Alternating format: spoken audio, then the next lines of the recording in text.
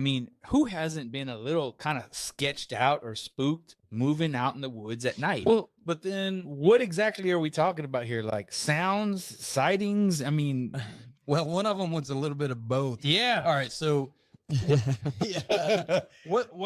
All right, here we go. One night, not too long ago, I don't know, maybe 4 months ago, me and Ben was out thermal hunting, and we were walking along. Well, we were in the orchard, Robert. You know where we were, and the San Gabriel River runs right along that, so down through there, and we seen some heat signatures off in the woods down by the river.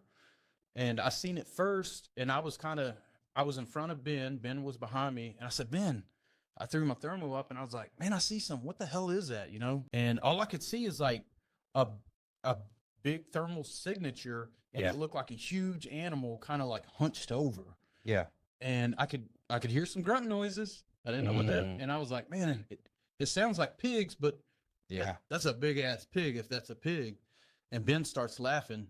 And he's like, that's some pigs making bacon, you know? Those two pigs over there making bacon.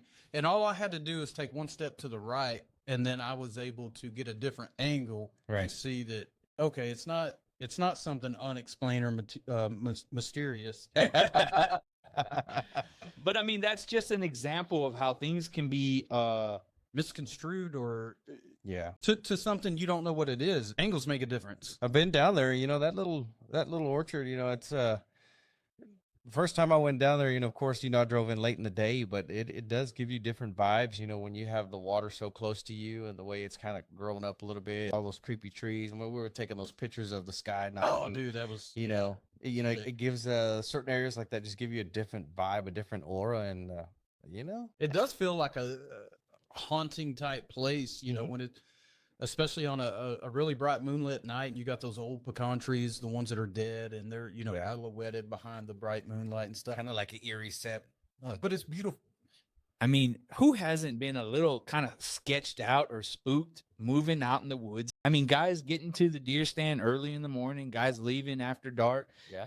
That's typically when we hear a lot of people talking about, this is when I'm seeing something, or this is when I'm hearing something. And it could be something that's been unexplained,